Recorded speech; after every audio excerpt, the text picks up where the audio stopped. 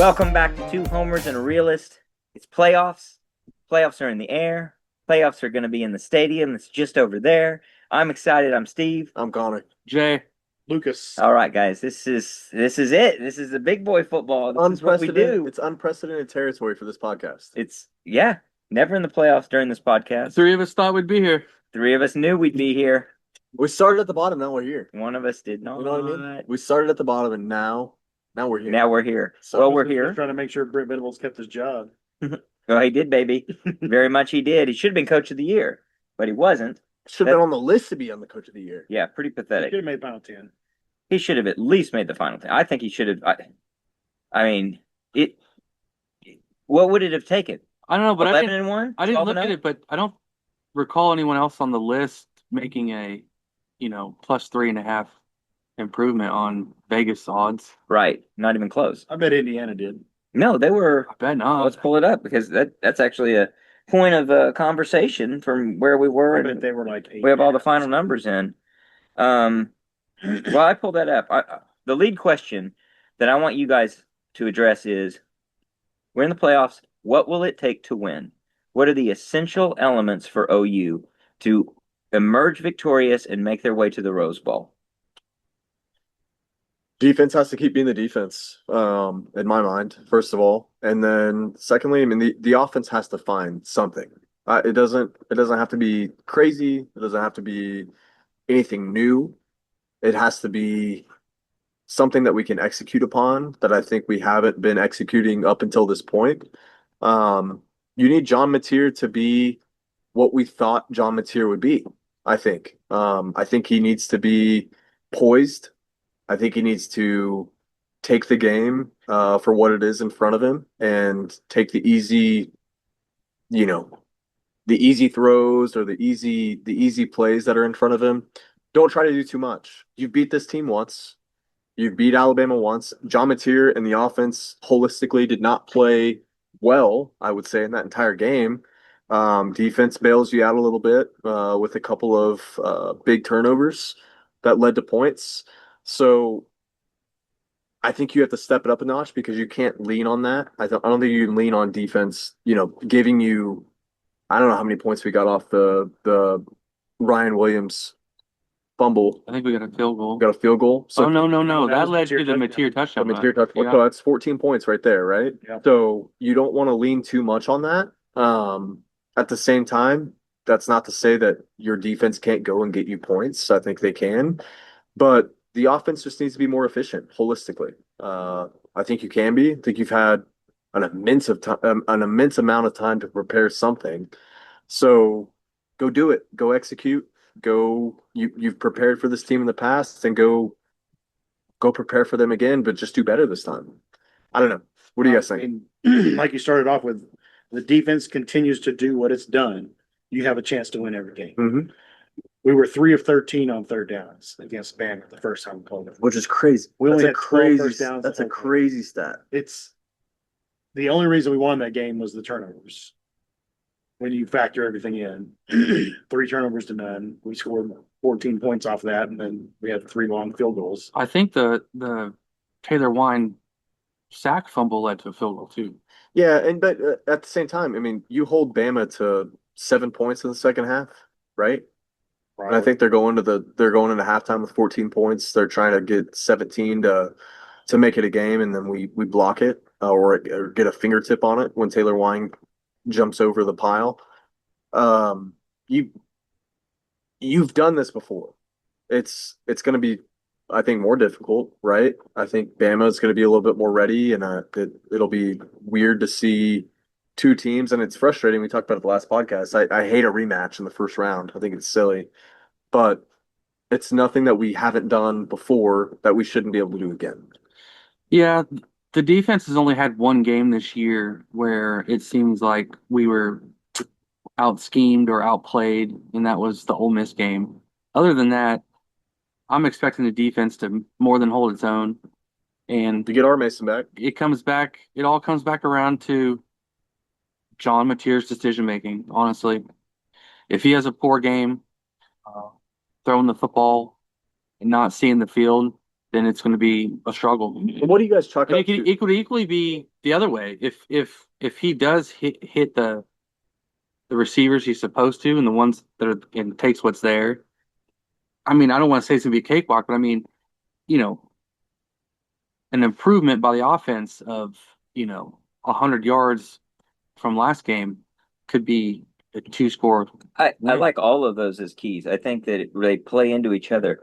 We need the defense to do what the defense has done the entire season, but we need to be in a position where we aren't reliant on the defense. I think essential for us to win is an offensive performance that's enough to be championship level football, survive, and advance. Doesn't have to be phenomenal. Just has to be enough complementary to what the defense is doing out there, taking advantage of the opportunities in front of you, getting production when you have to, possessing the ball the way you need to, flipping the field the way you need to, and getting the necessary points to win. So I think the offense has to come and do their part that they have been lacking in doing in several games, even recently. They've got to be especially complimentary.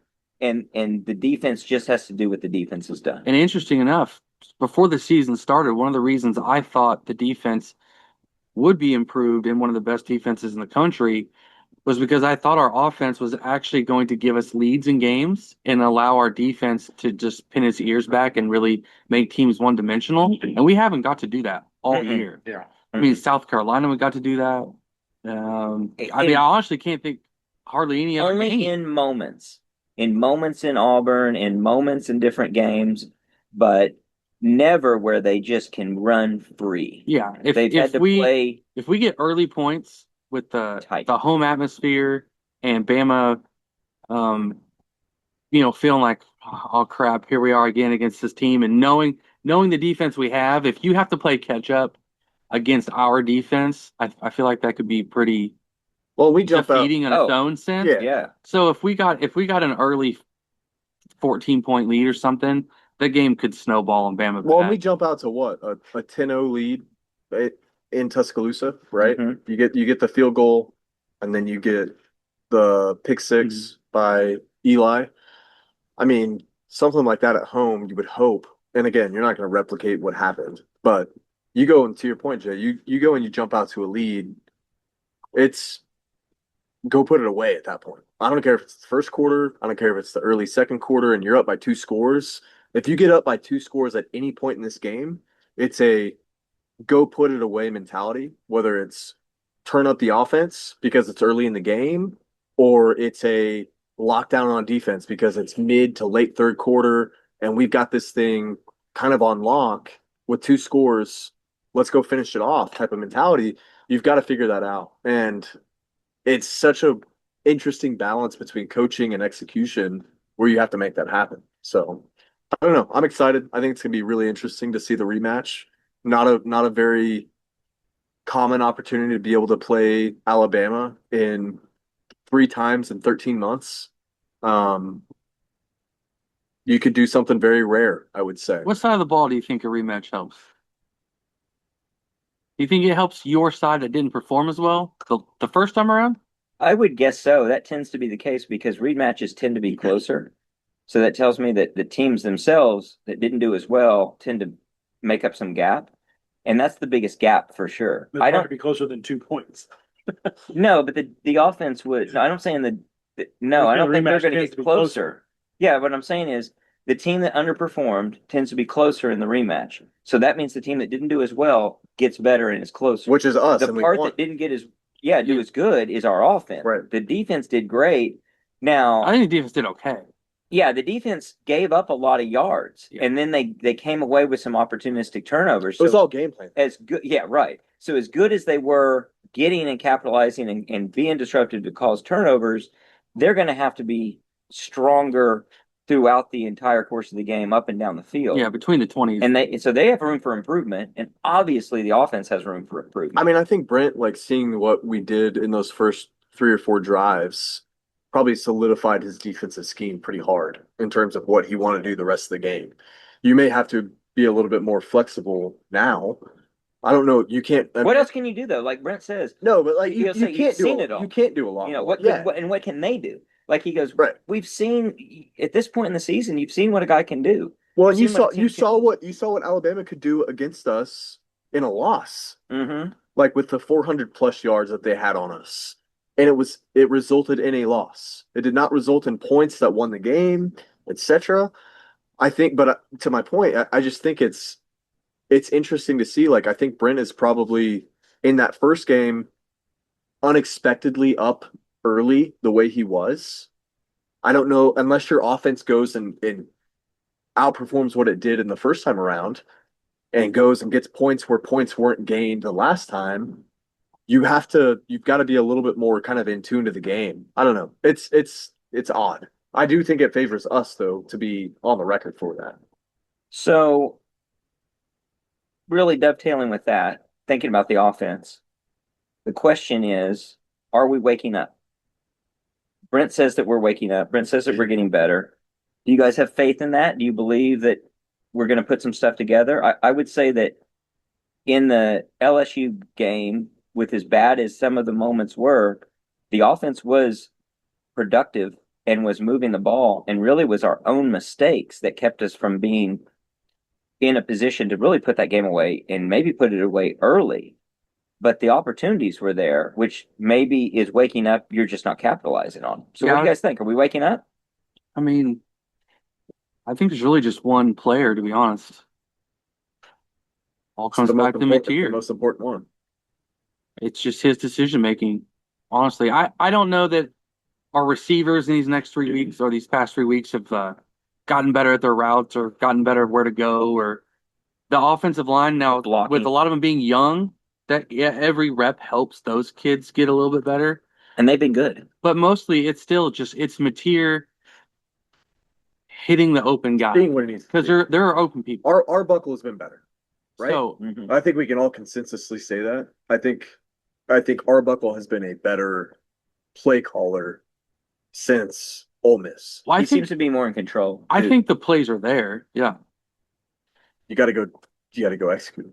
I mean, how many times have we seen Canick open, 12 yards down the field on 2nd and 6, and he's throwing to somebody else that's covered, or It's throwing late. Or he's just not seeing running out of the pocket not just seeing because he feels pressure when it's really not there, and he's not just stepping up in the pocket and making the throw. He feels pressure about a second and a half earlier than what he should. Yeah. It just But it that he's been seems better hard. since Bama on that. It seems hard to improve and not an off season, Like I don't know. 3 weeks is a lot of time though. Like it's a lot of time. I don't know if to it's go. enough time to I'm not saying not you're gonna change who you are as a not be quarterback. jittery in the pocket. I'm not. But Yeah, exactly. I'm not gonna say you're gonna. But LSU's defense, very good defense, right? Comparable to Alabama's. Missouri's as well. Missouri's as well. And yeah, you don't put up your best stat line. You don't put up your best, game against those guys. But to come off those two games, go into a 3 week dead period where you can have time dedicated to spending with Arbuckle, to spending with Coach Coos and Kevin Wilson and whoever else to say, this is what we have to do. It you can change things, I Is think. there a downside to it though? The upside is rest and recuperation, getting healthy, getting stronger, working on things that you need to have work on that you have now the luxury of time to do. Is there a downside though to be getting cold and not playing, Yes. not having that feel of what a game day is like, whereas Bama did have that in a very bad loss to Georgia. Yeah. But still they've been in the trenches where we've been sitting on the sidelines. There could be a downside to it, Oh, right? for sure. I absolutely think there could be. And We could come out cold yeah, you could come out cold and that's your biggest and fear. rusty. We've seen some OU playoff teams in the past. You look at 2018 Yeah. against Alabama, and Came out real cold. it's a real cold performance to start the game. You're in it kind of in the third quarter, but it's never enough. And your chance to being in it was gone by the fact that you were out of it so early. And I will And down rest. so I much. will kind of lean a little bit into what Brent said in his presser yesterday. Like it sounds like the number one offense is going up against the number one defense, at least some in practice, which is important. You go up against a defense like OU's, first team defense and it means something, Mm-hmm. right? So if you can go be productive to an extent against that, I'm gonna we needed the rest. I'll say that. Oh yeah, yeah. I think we needed the rest. For sure. Better we than needed not the- getting the rest. And Yes. I would have been worried if we would have been the Alabama in that game to Yeah. get beat by 3 scores Oh, and then go into a playoff game and say, man, we've got a lot we have to work on. yeah. I mean, that concerns me more than where we're at. So, Well, any thoughts on that? On rest versus rust type of situation. Yeah, I think we've benefited by not playing the weekend. Net benefit. Yeah. Worried that there's could be some rust, but it doesn't have to be. The offense can't be worse. We scored 17 against LSU at home, 17 against Missouri at home. It's not as bad It as can't get worse. it's not as bad as Can it? Mateer not practicing for 17 no, days. it can get worse. 20 days, it's long, but it's not old BCS long. It's not a 'Cause month, you did it's get not to a month and a practice. half.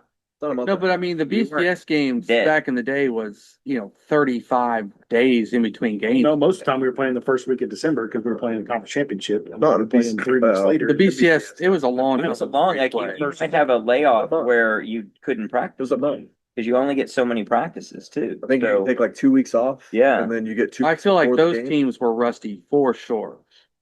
The ones that had the more intricate offenses or timing based offenses, there's no doubt in my mind. I think every single one of them had an entire quarter. so my optimistic take is And I don't think we've been off that. the time off is better for us because it's not like we're a high precision offense that's going to lose something. Kind of like you're saying, Lucas, we only have upside. Time off is just time to get better. Whereas the defense doesn't have that same rust factor that the offense potentially has. So it's good and it's good. All right. I like that. Well, and then you go back and you look at the injury report that was released today. It's doing wonders for us having time off. I mean, all of us would have loved to have. I think if we look back at the Tennessee game and we say our Mason Thomas gets hurt and he's out the remainder of the regular season, we're like, shit, this is bad. Guess what? We made do without it. Yeah. We beat Bama, we beat Missouri, we beat LSU.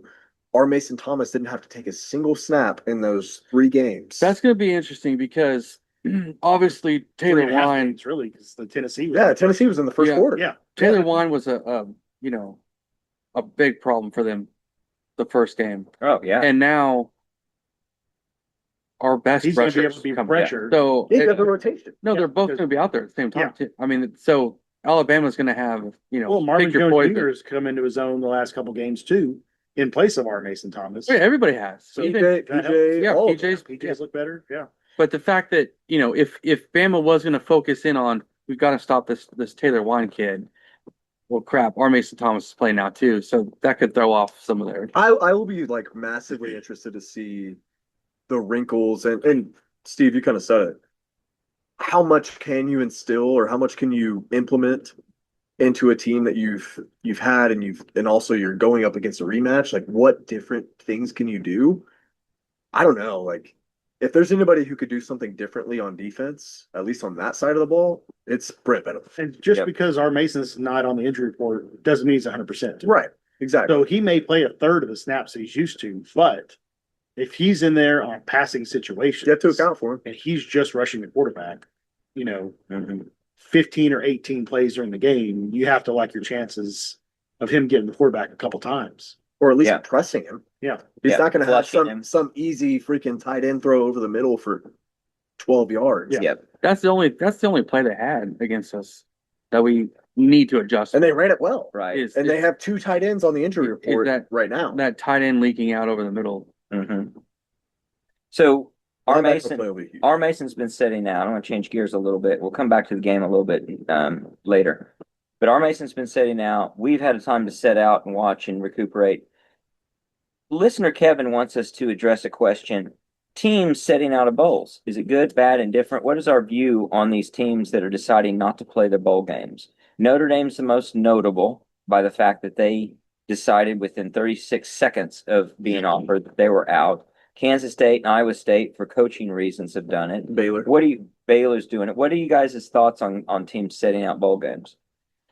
I hate it. I think it's ruined college football. I think it's sad. I saw a reporter for Notre Dame today posts a list of players that he thought would have opted out had they chosen to play, and it was like 25 guys or something. It was crazy. It's huge. So I think that's why Notre Dame's not playing in a bowl. I think some of it is they're mad they didn't make the playoff, and also Are these teams TV forfeiting? has- Are they forfeiting their 15 practices? Yes. Yes. Yeah. Yes. I think TV had a little bit to do in the Notre Dame situation too, because they have exclusive contract with NBC. Unless they're on the road at another team, like they went to USC, they might be on, ABC or Right. was an ACC tie-in. I mean, a Big Ten tie-in.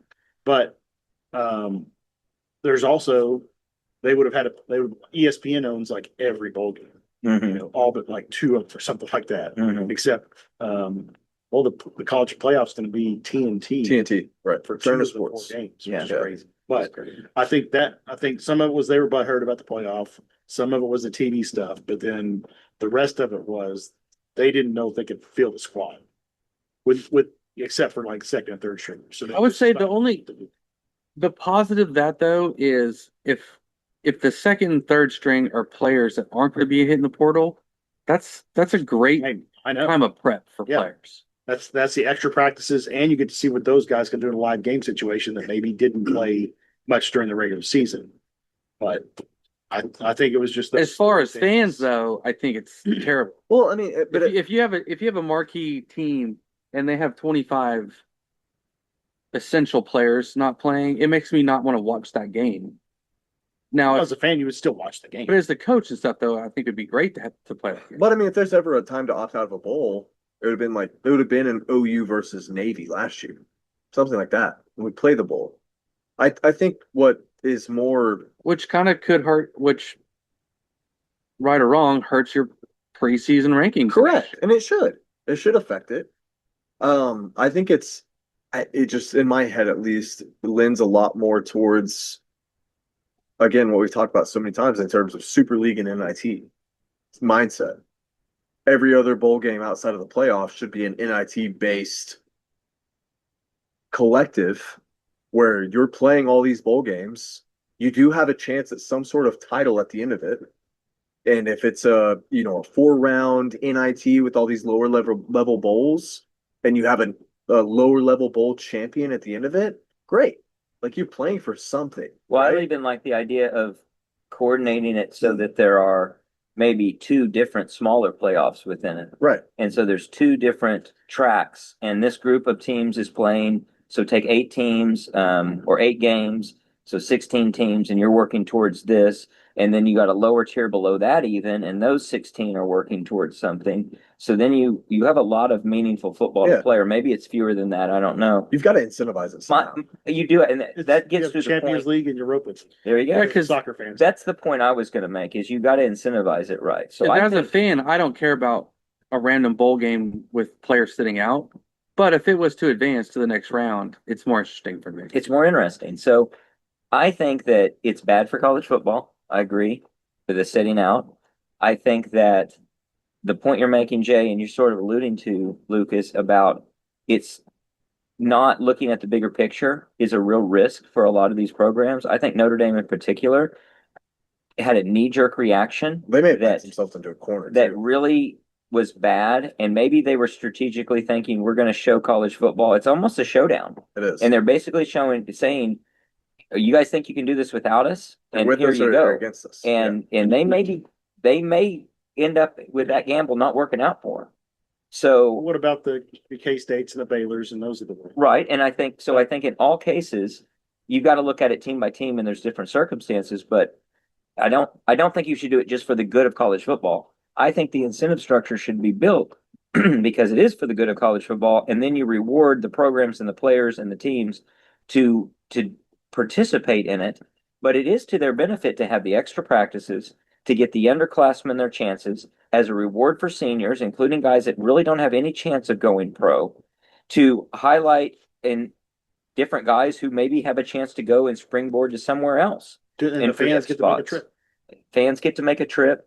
So all of that, if you need to change your incentive structure so that you're giving us a generous NIL for players that play, so be it. share the wealth, but it needs to happen in order for them to continue. I found the Washington Boise State game interesting. I love seeing Boise State not get to 10 wins as they're chasing Oklahoma and some other teams who have actually earned 10 wins by playing real schedules over the decades. Um, but it even is more important when when you think about it as all the major teams that earned a right to get there actually participated and were a part of it.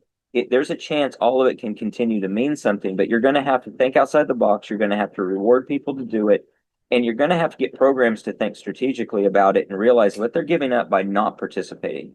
Because that could be really detrimental. The Navy game, I think, was important for OU. Getting those practices and all that, even with a potential slight knock of a preseason ranking, it still helped build the program to where it needed to be. So I like it. I think it's good to play. I think these teams that are setting out, I understand a lot of their reasoning, but I do question if some of it's short-term thinking, and I do think there's a lot of blame in the existing bowl structure, the existing money structure, that it's not aligning incentives to get everybody on the same page. How much did we enjoy watching the OU Oregon Alamo Bowl? That was awesome. Well, and Lincoln left, yeah. and we could have been like, no, we're not going to go bowl game. Well, not even You know how that. Like, pissed we've been? think about the OU Yeah. Florida That's State, stupid. the OU Florida State game that we watched that we lost. Yeah. Right. In Venable's first year. Like we had a mass amount of investment just from a fandom perspective. Yep. And that's what's weird. And it also built a lot. And it built a lot. And that's what I was gonna say too is it's obvious that it's changed with NIL and everything else and people projecting their own careers. But it should encourage it with It NIL. should encourage it. It should, absolutely. But it's so strange. I mean, I remember you go back and you look at like 2011, the 2011-2012 season, and OU's playing Iowa in the Insight Bowl. And yeah, we're not in the national championship, but I'm invested. Oh, that was a I'm huge ready to game. win. Bob I wanted want to beat I Iowa. want to go and I want to show out. And I want to Stanford and perform the well. Sun Bowl and El Paso. Stanford and the Sun Bowl, like all that. So it's just very strange how it's taken this. There's just been such a slight on the pride of what it means to go and play someone in an extracurricular game or in a bowl game, where as a fan, I enjoy it. Like we go get Florida in the Cotton Bowl in a non-playoff game. It's the proverbial I'm springboard. pumped. right? Yeah. I'm excited. Do Like they- I want to go play Do Florida. the schools get paid by the bowl to come play? Yes, there's Yes. different payouts at the different bowls. Yeah. So what if there was a payout situation for the players? I think there Where should be. You go to And there is, they do get money. And so that I was thinking yeah, but about, it's like it's not a lot. $500. But they get It's a little bit They- more. they they than get that. tons of perks and stuff. yeah, you're Yeah. sponsored by it's a Sony PlayStation. You're But getting not enough. gifts, All you're players getting get all the PlayStation. stuff. Yeah. But what if each school's getting, I don't know, $200,000 to go play, and then Well, you've they're got- getting more than that. You could probably give every player 10 grand. One of the That's what I'm things, saying. well, If it's 200 grand to go play, and you've got 100 guy in your roster, right, and you give each guy right. that money, Well, I think it's a good investment in each what guy you're that doing. plays, you're like, you Right. play in this bowl game, Yes, exactly. or you at least suit up, and if Yeah, you're a yeah, third yeah. stringer, you're not going to go in, but Yeah, yeah. If you make you're the roster. participating There's in a the bowl, cut. yeah. Yes. Well, I think it should be, and they will tell you they lose money on bowl games. But the athletic programs throughout the nation will tell you they break even, and we know that's BS. It's because it's funny accounting. It's the same way that every movie doesn't make money because the guys know how to make it where the expenses match up with those revenues. Right. The truth is they're making money. There's notoriety. There's something to be said. And if nothing else, it's a loss leader. So make an investment, pay those players to play so that you get the practice time, you get everything, all the benefits that you get both from the marketing as well as just player development and program development. And look at it as like, no, we're not trying to make money off this one game on the bottom line because, by the way, you're supposed to be a nonprofit. So there is no profit. It's just about what you can do with it. You need to look at it again with the big picture and think, yes, burn some cash, but let's make sure these players play. Let's build a fan base and do something rewarding for our fans and not just have the rug pulled out from under them and say, I guess the season's done, guys. Have Well, fun. also, Go enjoy basketball. Let's go practice. Very And, pissed. and if Let's you're go Colin practice. Klein coming in to take that program over, Yeah. you're wanting those practices Yeah, to see what go. you got on your team. Yeah. Right. Well, she's not coaching them right now. But he just wants the experience. Right. No, If he wants them to be coached. Shoot, yeah, he Yeah, wants the film. Yeah, But go I go think go get coached up for 2 weeks. yeah. What else are you gonna do? Well, You're gonna go home? I think A&M gave play calling duties to somebody else. I mean, Really? for a fourth, Pretty sure I saw that. Oh, I don't know. for a fourth year player, you're talking about, I don't think they did. Your last shot. in theory, you're missing out on 45 practice.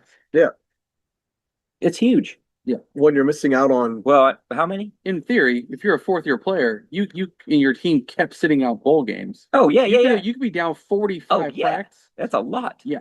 I mean, if you're a freshman Considering or a you- sophomore, and you might looking at it and say, "Hey, I need this Like a practice so I can get to where I want to be in my junior and senior year," and you never get that opportunity, and somebody else Yeah, comes 'cause in and there's takes only your what? spot from the portal. There's only what, 20 or 21 spring practices, yes, 21. right? So if you're a player that doesn't get on the field very much throughout the season, or you're down the depth charts for rotations through practices and everything. Sure. But I think on those types of practices, everyone's playing quite a bit or going through drills quite a bit.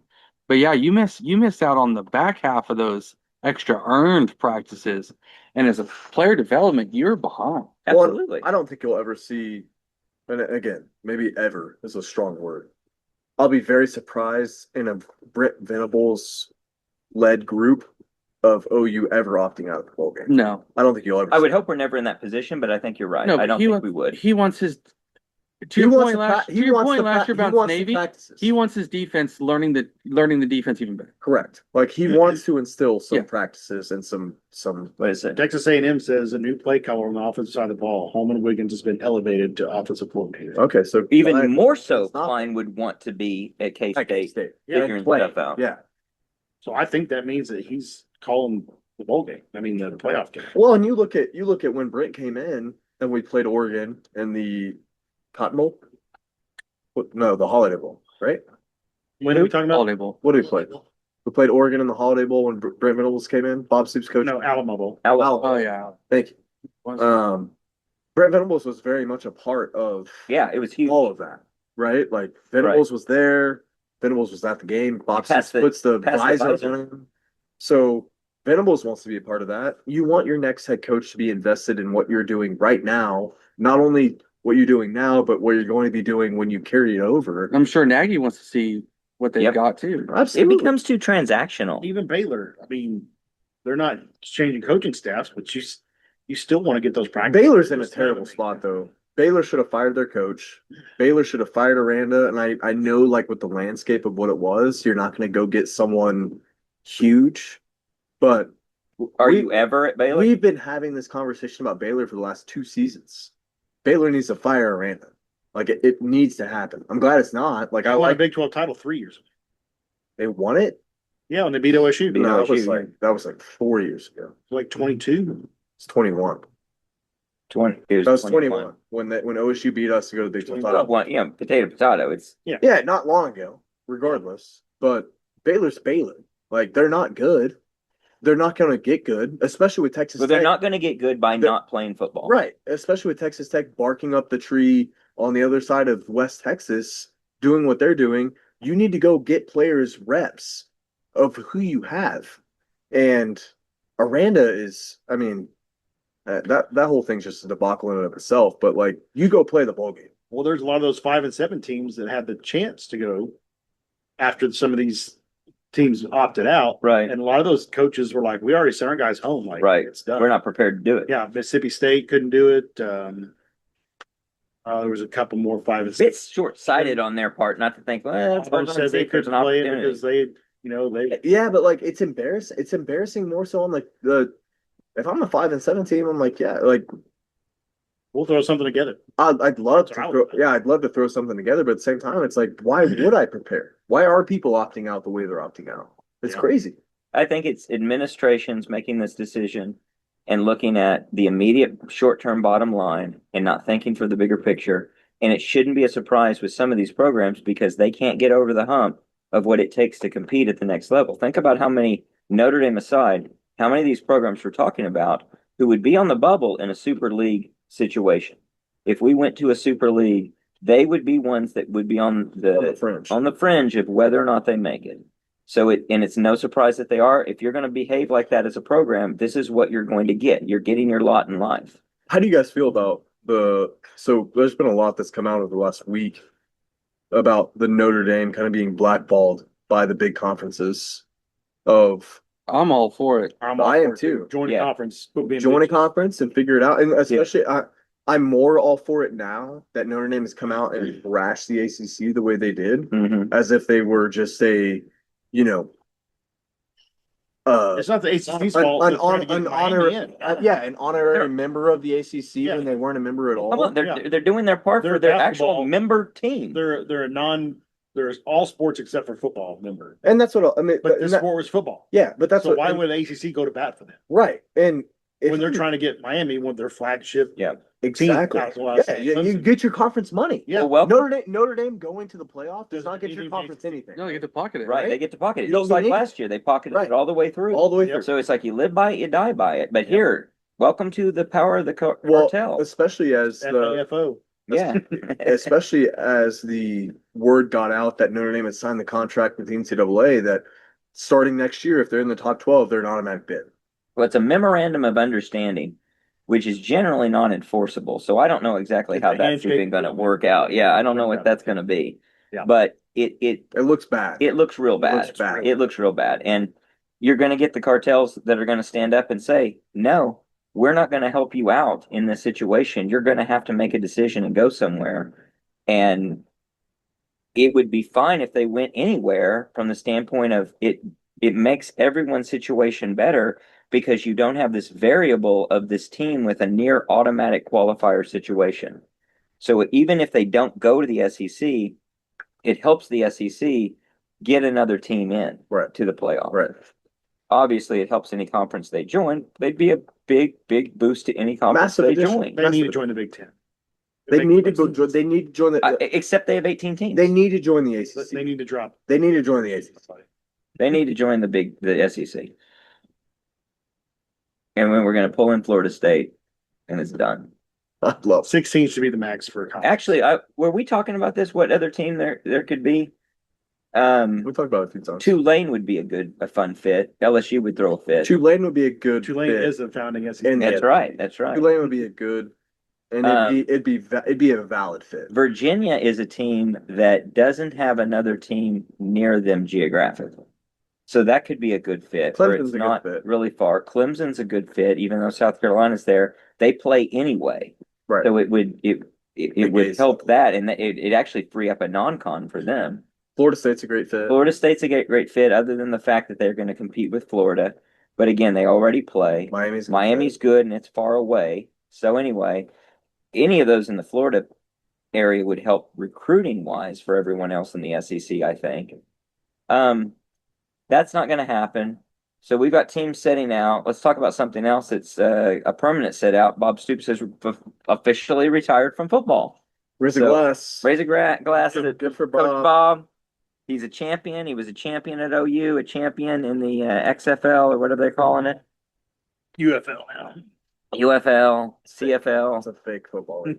I love it. I think good for him. I think that's pretty cool. That get him on the pod. Get him on the pod. We're going to get him on the pod. We're going to talk about it. When he's here, we're going to talk about how good we are at predicting things. So I want to talk about this. We now have final numbers on things like the team over under and the playoffs predictions that we made way back at the preseason. So I'm going to run through the summary of this.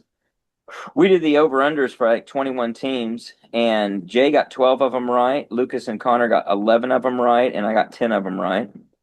If you look at those that we were unanimous on the over versus under, we got 5 of them right. And the ones we were 4-0 or 3-0, we got 9 of them right. Not too bad, 41%. But when you look down, I guess 22. Big misses on like Penn State. 22 games is how many we did. Yeah, big misses on Penn State. Well, speaking of Penn State, we also picked the playoff. And in the playoff prediction, just getting a team in the playoff, not the seed, Jay, Lucas, and Connor each got 4 teams correct. They were different teams. Some of them shared. It? But 4 out of the 12. I got 5 out of the 12 right. And as far as getting the team prediction and the seed correct, Connor, donut. Jay, donut. Lucas, uno. Me, Trace. Three. Wow. Three exactly right. Three of my five, I picked them exactly where they ended up. Nice. SEC title game. So I had Georgia in it. Connor had Georgia, yes. Alabama in it. Lucas had Georgia in it. Jay had them both right, Georgia and Alabama. But and then as the actual winner, Lucas was correct with the pick of Georgia, and I was correct. Lucas and I were correct with the pick of Georgia to win the title. That So was easy. well, we also picked the Final Four. We'll come back to that in a later pod and see how close we got on the Final Four in the When OU got playoff. there. When OU's among the four That'd be a pregame that are pod. there. So before any of that can happen, we've got a game coming up. It's coming up here in the month of December. So I've got some trivia for you guys. Month of December. What is OU's record since 1945 in the month of December? It's 80 years. And that's pretty crazy too. 80 years. How many games have we recorded? Hold on, let me. I'm gonna You say get that? 20 of them been in January. 50. There have been 52 games in the month of December since 1945. 52. I'm going to say that we are, 38-14. I'm going to say 32-20. I'll say 28 wins. Great, very close, Connor. 36, 15, and 1. Yeah. The tie, Alabama, in the Blue Bonnet Bowl in 1970. Before that, the reason I didn't do all time, there's some dispute about when the games actually took place in the early 1900s, late 1800s. So the 1895 to 1905 period, I found conflicting information, but I'm settling on that we were 6, 5, and 1 over that period. So for the entire history of OU football, 42, 20, and 2 in the month of December. We have played one game ever on December 19th, which is an odd time to play. It's very odd time. See if you can come up Bad for bowl. bonus Early bowl game. of who that would be. Early bowl game. How recent is it? Fairly recent. It's within our lifetimes. It's within Max's lifetime. Within Max's lifetime. Stanford. Good guess. Yes. So really weird time to play. It's so weird you would think something weird was going on. Oh, COVID. Florida. No? Hmm. Iowa State Oh, okay. in the Big 12 conference championship. Big 12 championship. Yep. Where the Sooners were victorious 27-21. Watch that right here. December 19th, 2020. December 19th. How about that? How about that? That's And we didn't even finish our regular season schedule that year. That's right. We West Virginia, West Virginia. West Virginia. A very weird, I had a horrible weird pick for that year. I got pushed. You got pushed out because of the changes. It's horrible. We sat in our seats for the Well, most part. I mean, 36, 15, and 1, that's a really good record in December. In fact, if you go back and look at that, I should have tallied it up. I think the team that we lost to the most, I won't ask it because I'm not certain, but I'm pretty sure the team we lost to the most was Oklahoma State. There were a lot of games that were played in December in the early part of that span against Oklahoma State, and that's when they got their few wins against us. They got them back then. So Nebraska would be among that group and some others. Good Definitely trivia some question. bowl games. I like that. But yeah, that was a stretch. But 36, 15, and 1 is really good. It's not perfect. It's not a lock. So let's talk about the locks of the week. The realist deal. Locks of the week. No, let's do it. Let's talk about it. So last week, or week before last, I guess, because we have had some time. Last time we made locks of the week, I was 2-1. The listener was 2-1, and everyone else who made picks was 1-2. Connor, Lucas, and Jay 1-2. So as a team, we were 5-9. No, 5-7.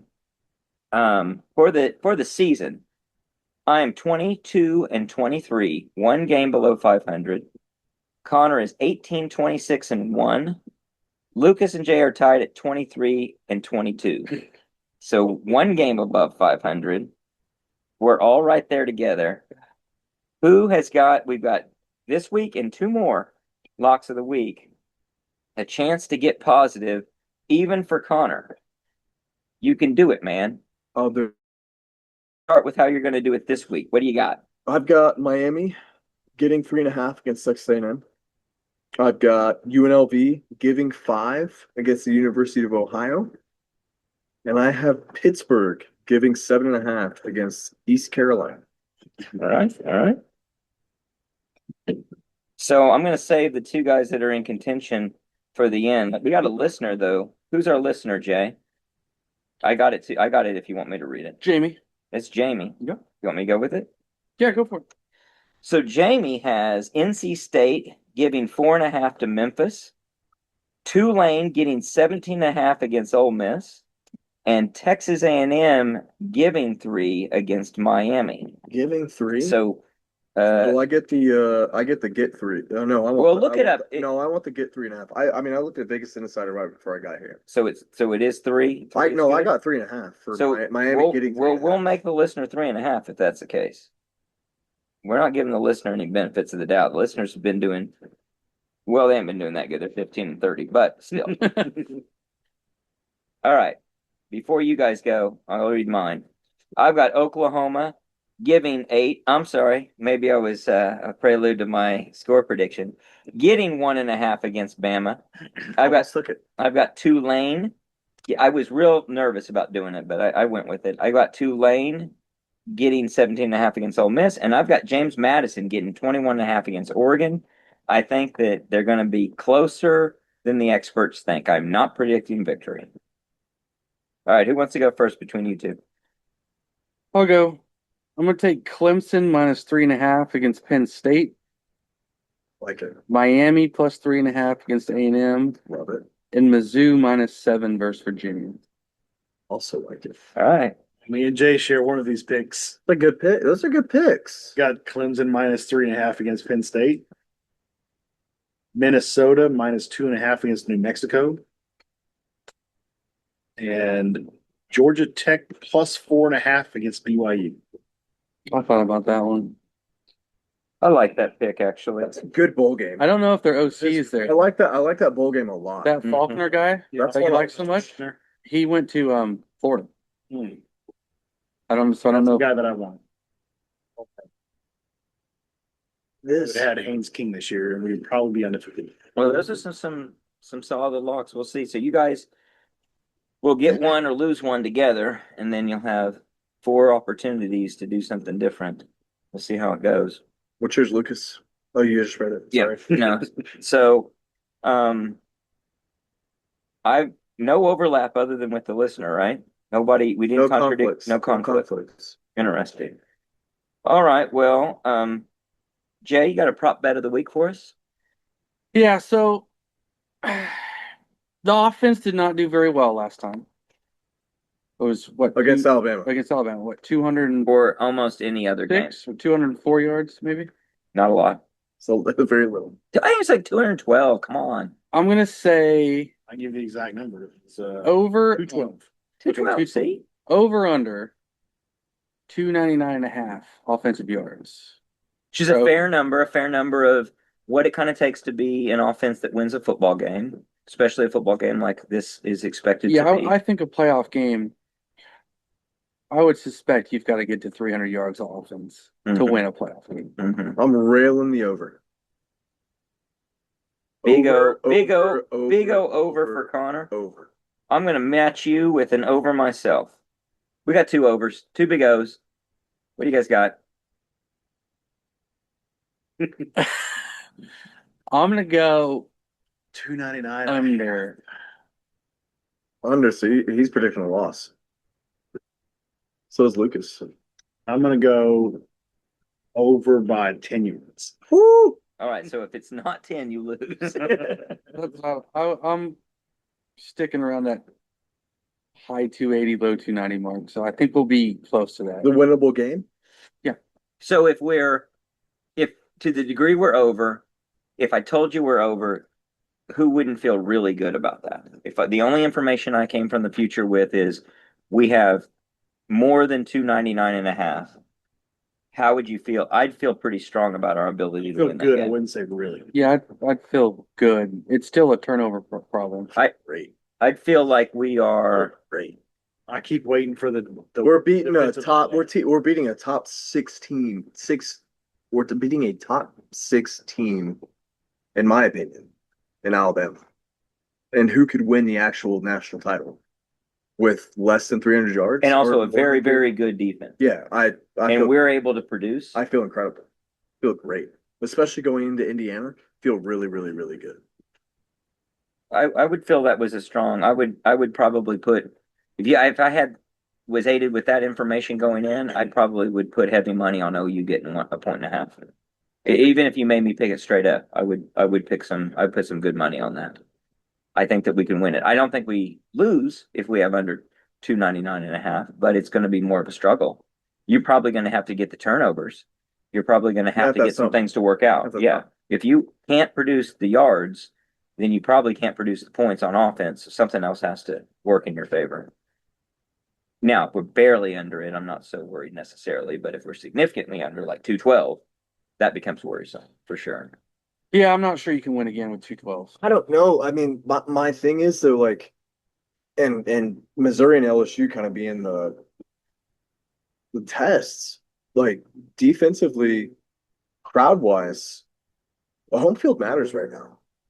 I mean, it really does. Oh, yeah, absolutely. And I will give an immense amount of credit to the crowd over the last 2 games of carrying that defense. And that defense does its thing. Like it is what it is. But to be able to be as electric as that place is when you need it to be, home field is a real thing. And I don't think we've got to say that a lot in Norman in a long time. Well, I will say, Bama went into Georgia, who we think is probably the best team in the country, and won. They did. Georgia, I don't know. I'm sure it was electric there. They had Bama coming in, and Bama beat them. Yeah. So I don't know. And Jay's brought this up. Home field matters. Where did they play We Oklahoma? played better on the road than we have at home. In a lot of games this year. No, South no, Carolina, no, we in all of the games. Tennessee, we did. All of the games. Alabama, we did. Didn't play. I don't think we played very well against Missouri or LSU. Played well against Lost Auburn. against- Played well against Auburn and Michigan. Auburn, Michigan. Well against Auburn. I mean, that was a Yeah. last second win. Austin played that great against Ole Miss. Last Didn't second play good versus, I mean, against- our I mean, defense shows out. Michigan was the best we played at home probably all season, And this is going to be more than that. In Offensively or terms of defensively? atmosphere. just overall. Overall. Michigan is probably the best game we played this year, collectively, I'd say. Relative to where we were in Yeah, your, because you're not mid-season You don't form. count Right. Penn State or Yeah. Illinois State. Like, I think, I don't know. And- You go back, you could go do like Yeah, oh, yeah, on a home 2025 season in review. South Carolina is probably the best game we've played, Probably. Yeah. right? Yeah. Collectively, probably the best game. game. In a response game. And that was like 20. And it was a response game. Well, that was our biggest margin of victory in conference, right? Yeah, Yeah. easily. Yeah. Yeah. Yeah. So, I don't know. Yeah. It's a crazy time. I mean, it's weird talking about this game Well- and like So we have you're not just talking about playoff, you're talking about SEC matchup as well. Yeah. so offensively, It is strange. we struggled against Missouri with 275-ish, something like that. I will Offense say not though, look good. we never worried about that though. Like we never worried once we got up, we were all worried when Missouri got the ball back. And the LSU game But was funny was because Scared. it was such an unproductive 400-yard day, right? Right. It just Well, it was underwhelming because of the turnovers, and you left so much on the yeah, table. the game could have It was been more frustrating. with slightly better decision making. That game is out of hand. Well, and that game hurts because you've got to go.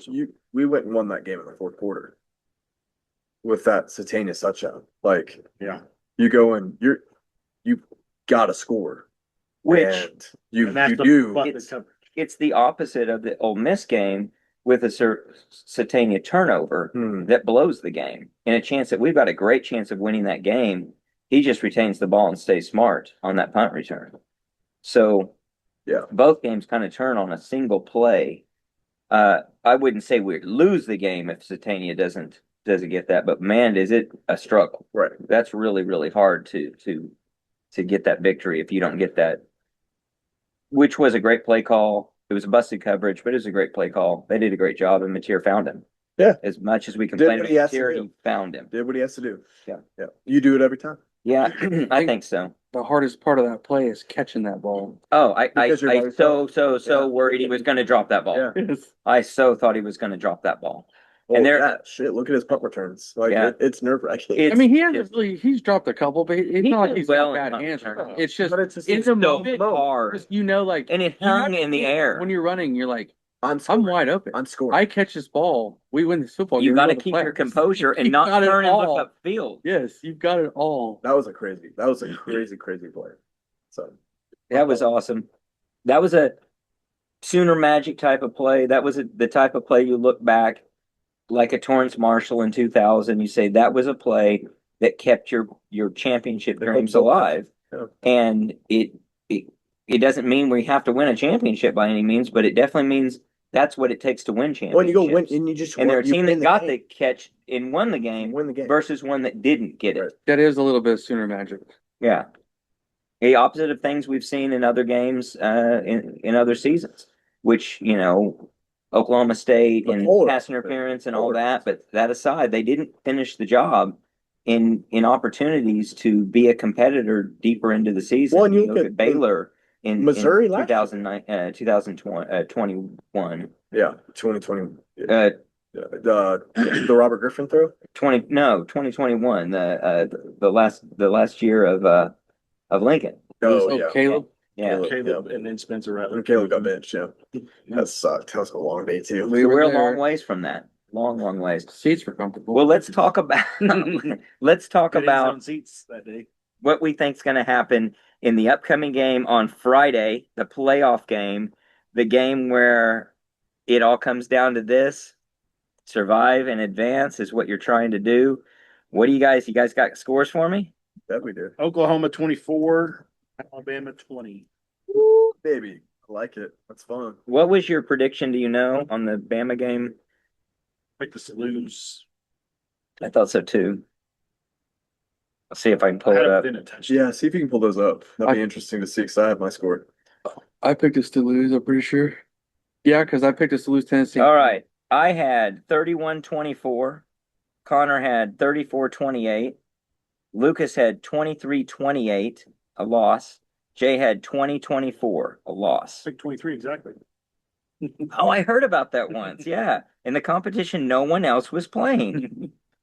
We just Did you gave win the up, popular we just vote gave up too? one less touchdown than I thought. Yeah. True. All right. Well, Connor, what do you got? 27-20 OU. 27-20, the Sooners.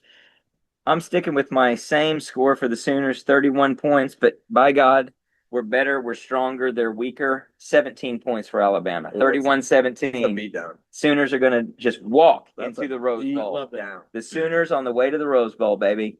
It's all coming up roses. OU 20, Alabama 16. Woo! Ooh, a tight game from Three Jay. field goals. No, No? 16 is a strange number. Tell us how we get to 16, Jay. We're up 20-10. Oh my gosh. Alabama scores a touchdown. Uh-huh. They go for 2. We stop them. We stop. And we get the onside kick, I am assuming. Or maybe they kick it deep because there's 4.5 minutes left Let me and run. Mateer runs out the I clock. think they just wanted to. They wanted to. Tell me how it ends. They did 20-16. I would take any of those scores. I would very much take any of those scores. I would take 3-0. I will take 3-0. I will take anything. I will 6-3. take a victory. We need a victory. Now, all that said, like I said before, this will be hopefully the last time we'll be able to kind of say this with a straight face. It's been a very successful season. It's been an outperformance season. I'm very happy with the season. I'm going to be very upset if we lose this football game or if we lose at some point in the playoffs. I want us to win it all, but we've accomplished a lot to get to where we are. I'm very happy with where we are. Yeah. That said, And that's not enough. Go win it all. Go win it all, baby. win it. Go win it all. All I right. mean, you got to win this freaking game. Got to win this game. Yep. You're at home. It's a home playoff game. A team you've already beaten. You got to win this game. But we're all going to be there.